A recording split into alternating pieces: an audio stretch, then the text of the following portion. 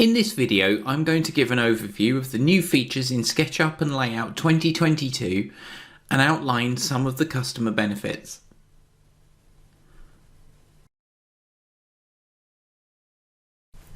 First introduced in SketchUp for Web, Search is now a SketchUp Pro feature that allows you to quickly find and activate native commands and installed extensions. Instead of spending valuable time trying to find or remember a tool in SketchUp, you can type in the name or workflow related query such as position, walk and view. The search does not only give results for the exact command name, it will also return results contained within the descriptions. The search also looks for installed extensions, and once you have found the correct tool, you can select it directly from the search. New users may find it easier to find and learn the SketchUp tools that do what they expect. For instance, a search for see-through will display the X-ray face style command. Beginners can also focus more on learning how to use tools and spend less mental energy learning where they live in the UI. Intermediate and expert users will be able to recall commands or tools whose UI locations they do not remember or take several additional clicks to surface. For instance, colour by tag, view shadows and hide rest of model are all important modelling commands that are buried in the corners of SketchUp's menus or panels. Expert users may reduce the amount of screen space they devote to toolbars for both native and extension commands.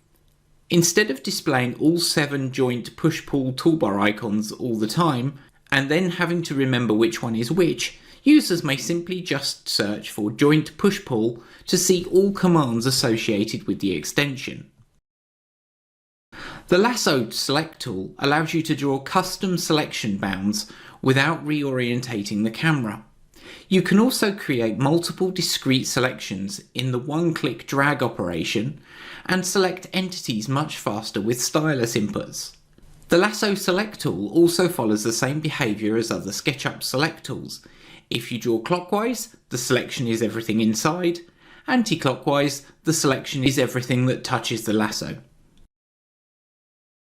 A new modifier state for the Move tool, Stamp enables users to make multiple copies of an entity, stamping each with a mouse click. Notably, inference locking persists across multiple stamps. Stamp Copy supports measurements input, but it does work with relative moves. Before you select the item you would like to copy, press the modifier key once and a plus symbol will appear next to the icon. If you select an item, it will create a copy and return to the Move tool. If you press the modifier key twice, a stamp symbol will appear next to the icon. You can stamp as many occurrences of the selection as required. The benefits of this tool means you can disperse objects across a given area in an organic fashion much more efficiently than using Move Copy. Really useful for entourage like scale figures and landscape objects. Make multiple copies along one axis at irregular intervals, for instance placing crosswalk controls in an urban design model. The Tag tool allows users to click entities or pre-selected entities to apply tags. To pick a tag to apply, users may select an individual tag in the Tags panel or use the sample modifier to pick a tag off a given entity. Tooltips enable users to see which tag they are about to apply or which tag is available to sample from another entity. When users click entities to apply a tag, they will see a brief purple highlight blink to confirm the tagging operation. To assist with Tags tool discoverability and usage, in the Tags panel we've added buttons to activate the Tag tool and toggle on colour by tag visibility, so that users have additional visible feedback and confirmation while tagging entities. In addition to its core sample tagging behaviour, the Tag tool offers additional functionality via modifiers. The benefits of this tool means you can tag objects directly in the modelling window without having to make selections or open multiple panels, speeding up the classification of objects and model organisation. Rapidly clean up unwanted tags from 3D warehouse imports to preserve templates and model organisation. Improve reporting fidelity faster by bulk modifying the tagging of component instances. When users have a large number of scenes, it can be difficult to quickly locate a scene to jump to or manipulate. Users must visually scan long lists of scenes to identify a desired scene to jump to or configure. In SketchUp 2022, we've added a new search filter. Available adjacent to scene tabs, where there are more than 2 scenes, this lets people type to locate a scene name. Click a scene from the search results to jump straight to that scene, and also select it in the Scenes panel. Clipping is a SketchUp phenomenon that occurs when users navigate to modelling window views where the camera cannot appropriately interpret model geometry. The result is clipped geometry that displays inappropriately. This is a long-standing problem that unfortunately many users have been accustomed to. In this release, we have made changes that should improve a few scenarios where people experience clipping. When switching camera modes, it was very common for model views to be extraordinarily clipped. This problem has been resolved in SketchUp 2022. When the expanse of the model is very large, zooming into a small part of the model to make a small adjustment will still produce clipping. However, when users enable the Hide Rest of Model display setting, SketchUp will reinterpret camera settings in order to properly display geometry. This means that clipping in these scenarios can be entirely mitigated through the use of groups and components along with the Hide Rest of Model command. We've made a considerable upgrade to the freehand tool, allowing users to create much smoother curve entities. This improvement is noticeable with a mouse, but even more so with trackpad and stylus input. Because the curves are smoother, it means they generally contain more segments. Immediately after drawing a curve, users may decrease the segmentation of the curve incrementally, and SketchUp will provide visual feedback with each increment. Freehand also receives axis locking input to specify a drawing plane, and it is now possible to draw across adjacent faces on different planes.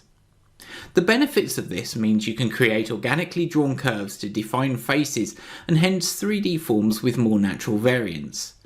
You can create smoother, natural curves as the bases for Follow Me extrusions. In addition to existing labels that pull entity or component attributes from SketchUp viewports in layout, we are introducing 5 new auto text tags that can either be selected from the auto text menu in label creation or in templated labels for use in scrapbooks.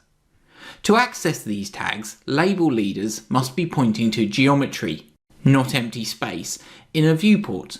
All of these labels can be used in scrapbooks or with transparent label leaders. This means that users may drag auto text labels in from a scrapbook, then hit enter to drag the label leader to automatically display the value associated with a viewport. Scene name pulls the name of the scene that a viewport is set to display. If a user slightly modifies the camera position of a viewport, the text tag will still display the last chosen scene. Since many drawing titles would be too long to display in a SketchUp scene name, we are also exposing scene description as an auto text tag. Using this scene attribute, defined in SketchUp Scenes panels, allows users to use abbreviated scene names to manage large numbers of scenes and longer strings for scene descriptions or layout drawing titles. Scale displays the current orthographic scale of a viewport. For viewports with a perspective camera, this tag will display perspective. Section name and section symbol. These new auto text tags display the name or symbol of a section plane in the SketchUp model. To access these tags, a leader must be pointing at a section cut. These section plane values can be defined in SketchUp when a user creates a section plane or when a single section plane is selected in Outliner. We are also introducing some new and improved auto text with the intention of enabling more efficient title block management, as well as the creation of index and table of content assets with layout tables. Complementing our existing page number tag, page count yields the number of pages in a user-defined range in the document. Similar to page count, users may specify start page, which defines which page the count begins on, start at, which defines which sequence position the count begins with, style, set character style of the count. Additionally, page count tags includes a customization value for end page, which determines where the count ends. By default, end page is set to last page. whatever that page is. As pages are added to the document in the count range, this tag will update. A new parameter input for the existing page name tag allows the user to display the name of a page that is not the current page. The value that users input in the parentheses should match the position of the page in the layout document. When pages are reordered or deleted, the page name tag displays the name of the page that inherits the specified position in the document. If there are only 2 pages in the layout document, page name 3 will display as blank. A long-standing feature request, we are introducing a new auto text tag that automatically increments when it is duplicated. These tags may be used to rapidly annotate drawings and figures, create numbered drawing titles, legends, and many other use cases that will provisionally require text editing between each copy. Similar to page number and optional tags, the sequence tag may be duplicated as many times as users like in a document. When users delete sequence tags, there is a contextual command available to renumber sequence. This command will renumber text boxes for given sequence tag across an entire document. When a sequence tag is added to a page from a scrapbook, its tag type is automatically added to the layout document and will increment as expected with each stamp placement. The best way to use sequence tags is to make copies with layout's select move copy modifier. When a sequence tag is copied using the standard copy command, the pasted tag will increment. When it is cut, the pasted tag will also increment, so cut is not advised. Like other auto text tags, sequence tags may be converted to standard text for more predictable cut-paste behaviour. There are several ways to quickly create and copy text across multiple pages in a layout document, but until now modifying text across an entire document has been a real pain. When changes need to be made to text, users must scan every page of a document to find text boxes, or bits of text in large boxes, that may be updated. With find and replace in layout, making changes to text in a selection, a page, or an entire document can go much faster. Similar to functionality in other applications, find and replace can be activated with the Control Command plus F shortcut, as well as from the text menu in layout. Find and replace will search across standard text boxes, as well as within the cells in a table. And in addition to finding normal text instances, users may also search for and replace auto text tags in a document. The benefits of this means that it will massively speed up the review and quality assurance process.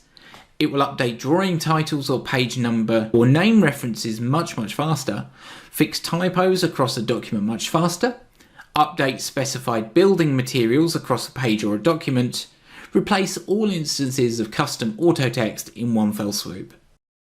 When layout pages grow in detail and complexity, they may become cumbersome to use with scroll to zoom functionality. We are adopting the zoom selection context command from SketchUp so that layout users may jump to their zoom level to a given selection. This can make zooming to a selection such as a text box much easier and much faster.